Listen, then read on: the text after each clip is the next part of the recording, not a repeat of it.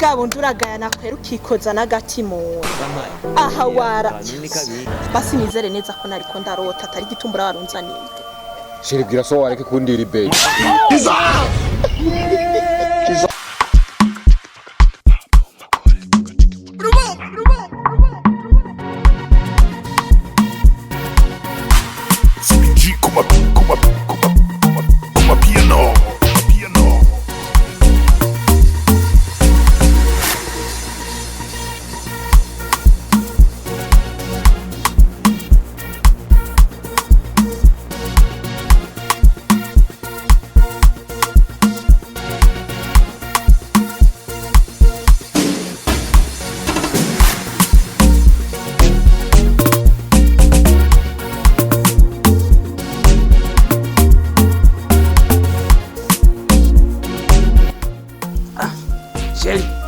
Ndakwemeze kweli umunsi ndagusohokanye kabisa neza na neza jewe ashego byari biryoshe kweli nukuri wewe ukuntu usigara umara webere wenzozana kugurira ubu bitumbanye ka ari bitumbura kiraho kingana nkuko kinini cyo muri Brazil hajya hiye cyo zanda kugurira basi nanje ni mumpe ko yakubaye musigaje jembe ni sawa ukaye wari cyo yiwe naguheruka kera ubu wa mugore wawe muvuye gusohoka I switch my project muvuye he none ndamuvanye ngaho yiye kumusohokana ahantwa namugura ibitumbura twahimbye n'ivumbi ryatubuza wamusohokanye ku bitumbura burya abakundanye bikundanye birajyana namwe ndumva ubukene burabarembeje burya nanje ashangiye gusohokana wa mushere wanje bashana munsi ni Saint Valentin mu yego ariko mu attention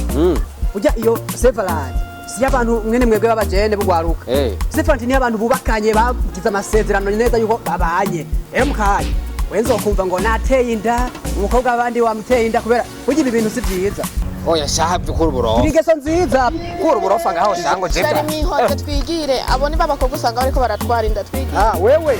uzomba sha uzomba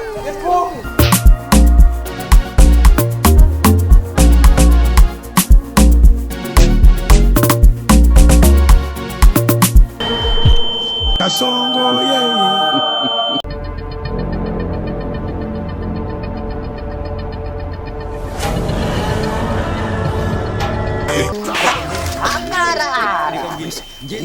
none mwebwe nibiki kabaho burya nkubuhujijwe none wako wihuta n'ugiye he ngo murantesha umwanya nimubwira ivyo mugomba kumbwira hamani bandanya ugiye he kwanze n'ivyabaye no musi navyo muzi n'ibyabaye no musi none bica bitugenda wasazo ni Saint Valentin none we hari ibindi ugiye inge mve ngiye gusohokana umudemu wanje baho yene kama aho muko murantesha umwanya je ubu reka ari karoga ububashe n'inzara hejeje gusiga uragiye uca umuvutura none yereka niyo gahunda ubu nyene ubu uriye reka nkwereke iyo Saint Valentin y'ubu burya si abantu babasore n'inkumi oya abantu bubatse ivyo vyanditswe he baba papa n'aba mama abasore inkumi abajene no nivyo ndiwangira mumbwiye none ko murantesha umwanya oya zanviriza wewe renda bize wewe ugiye kubanza nyene ubuvuture nyene uyu urumva ngiye gusohokana umudemu ngo imana yo urumva sa nko umuvutura none umva ntiyijana uko era bakuvuga nuko ko wibutsa gakingirizo gore mugize nico munyibutsa ndagiye kukagura guma ngaho tubaza ati kare murabifise mu ntiye mugarero wene simfa kuguko ushaka amafaranga ninye nurara kutwigurira umviriza rero we kubera urumuta bufise kama wereka ndaguha muri ndaya mugenda na pidasi mibarabara uragakoresha kano gaheze uca umuhena ngaho urabona aho vutura tubiri ntubona ari kama tubiri aha ni dutatu tubona abantu wegenda mu ingwara zaragwiriye abe ntuzokwanduze ibigwara ingwara zaragwiriye uzurakibuka yika shiramo urakoze kujya ngaho uzuratsiba basi nukubona nana twibagiye kandi rero ngaha ndakubita umuntu n'ivumbi ritunga umuvutura burya si shefu Ega separate n'inzira. None mwebwe nta separate mugirira abakobwa bayo. Oya ivyo ntibituraba pe. Twebwe tukira abana. Gusa burya nta ntibyari none weje birakenewe urumva je mvise umuntu nkunda bisaba nyene ndamuryoshe umviriza separate ni abantu bubatse abagene no nje sindi mu rukundo kandi ubatse oya none ni umugore wawe urabana uri mu rukundo ntaba ari umugore wawe oya ivyo sabirabasha umviriza wegenda usenyure Kasongo yeye Mombali nanga Kasongo mbona wewe Songa libala ubo yeye narakubwiye nijuru nzori kujanamwo ijuru nzokuduka nawe twicare impande ya Yesu umwibonere ndakwizeye ma yego ko warakundanye nanje uzopfurya ewana urabona uramuzi separate nije mfise sheri n'ubandi abakobwa bahora babimbwira usesheri myiza afise amafaranga araboneka nyene nk'umuntu afise amafaranga umunsi ndazi uramika dihenze ndibaza urafise inda yagutse uraze kujya neza cha ndakugurira itako ry'inzoka mama ya ngiye muwari ntugire ikibazo nazo amafaranga ndayafise ndazumika dihenze ku buryo n'abandi abakobwa bose nza ndagufitiye surprise bugira imwo hano banzura hano nyene harimo surprise reka gukora ko ni aragera ucuragira amamezwa ndagufitiye surprise hano ninayiguha uza kuvyibuha ubona ego nuko ukuri wengi ndakuryosha no munsi uyu munsi ni wacu naje nakuvyiteguriye nyene mvuga ati sheri wanje we ntugire ikibazo uno munsi ndaziza gutanga saha 7 z'ijoro yego ashimanje no kuri no munsi ganje rero kuri ndagukunda yo kwindabitse urankunda ma reka ahubwo rero ntwafungura kamanze anje ndaguhe n'igihumbi basi uze kurya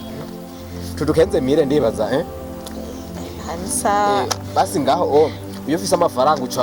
n'inzara itangura kugabanuka reka mbe ndayabitsa wewe urayabitse we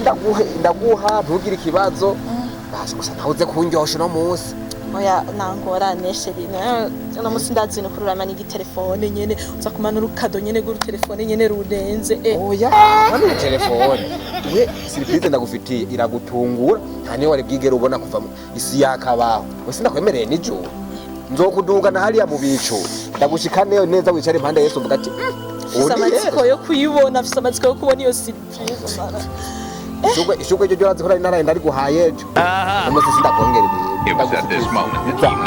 ukibona gusa uza kwituraba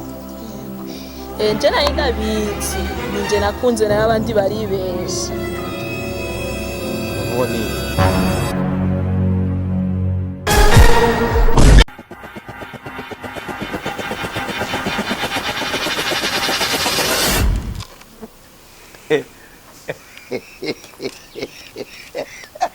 Kasongo yeye Mombali nanga Kasongo mbona wewe Songa libala ubo yeye batapibwenje ko nuko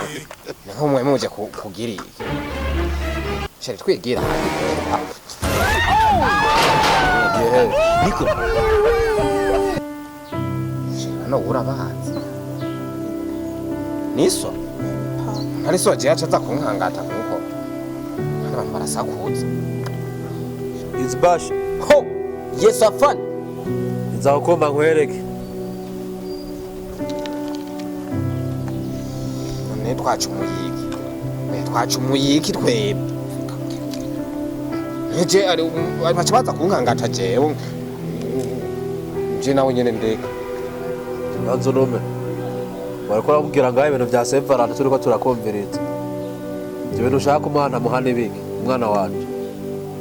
ne urinde Oh my god muguma muza mwicara ngaha ngo muvugana mutazi yo tuba turi mwamuze turi ku kazi mwana wanje mbwire ibyo wagira umuhibike jera ndimunyirekere afande yes afan akana nakanje urungu sinzi yo gwapfuye buro tuvugana hari ibintu yavuze ko agira muhe rabanze ndamuhenye n'ubunyene babarira sinzosubira ibintu byose barikora mubwira ugira umuhe shira ngaho bimuhe tubona ubunye je nta na bimwe nagira ndamuhe Are kurayo. none Gira ariko gashira ngako kurayo. sheri genda biguhe agiso nankanga nimuhere ku mugaragaro twose tubibona Nakoresha umwanya. buke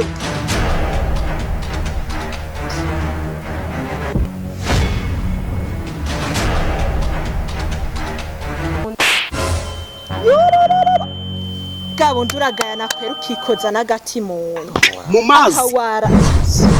aha waravye ubona neza na neza ariyera ni beni iyi niyo mpano wamubwira yuko ihenze wompa igitumbura uvuga buke so igitumbura c'igihumbi reka ugumye uvuga cyane iso carakara cyakoze nizere neza kuri kurakina nizere kuri kurakina ijya ahubwo ibisinona vyimfisha yuko Umwana wanje wabaye wa Deus. igitumbura papu itukarangiza n'izina ry'Imana igitumbura c'igihumbi nta nisono Wabaye wa Deus. Byose shira ha. shira mu kuboko kwa Byose shira. sheri yo simpa usa no ko nkoze sheri bwira so wareke kundira ibenye basi nizere neza ko nariko ndarota atari igitumbura warunzaniye kivandi cyo gitumba bumva cyari kinaryoshe Ari mwivu. cyakoze kweri urasekeje Heja nawe kwirishana bari bazaniye umukobwa wanje. kanumvirije bine bari bazanye umukobwa wacu Okay, ibintu byose mufise rero ibyo byose wagira umuhe shira ngaha. je nta bindi nari mfise Gira ningoga. ntavyo mfise jabwo ni mumbise nigiye Shira ngaha. Afani, yes afani wabonye ko yaragiye gusambanya umukobwa wanje. Pridas afani tugane tumurangije ndabona n'inkozi y'ikibi Ibintu byo mwagara muze kugira. ya Nibyo yari yaguhamagariye. sigura papa nje yari yambwiye ngo aza kuminga impano ihenze ngo ihenze ngo gusumbya n'izindi mpano zose zibaho ngo no ngaha kwisi je sinarinzi uhavye hano y'ibipiridas n'ibitumbura Muzigaye mugenda gusambana mwitwaje ibitumbura ngo ni impano.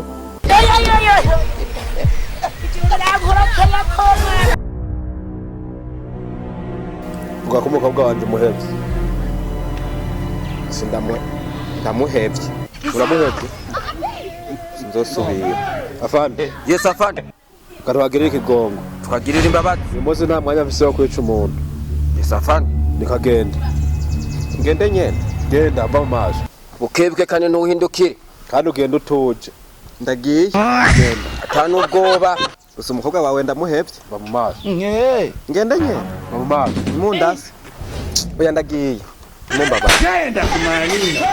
Sasa twavyutse neza